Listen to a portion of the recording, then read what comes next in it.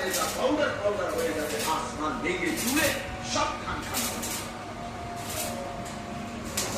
তাহলে না তোমার স্থায়িত্ব আছে, না তোমার বিল্ডিং এর স্থায়িত্ব আছে, না তোমার ব্যাংকের টাকার স্থায়িত্ব আছে, না তোমার অর্জিত সম্পদের স্থায়িত্ব আছে, না তোমার ছেলে মেয়ের স্থায়িত্ব আছে। না রে বান্দা, আল্লাহ বলে নিশ্চয়ই দুনিয়ার জীবন শুধুই তামাশা, শুধুই খেলাধুলা। وإن الدار الآخرة لهي الحيوان لو كانوا يعلمون।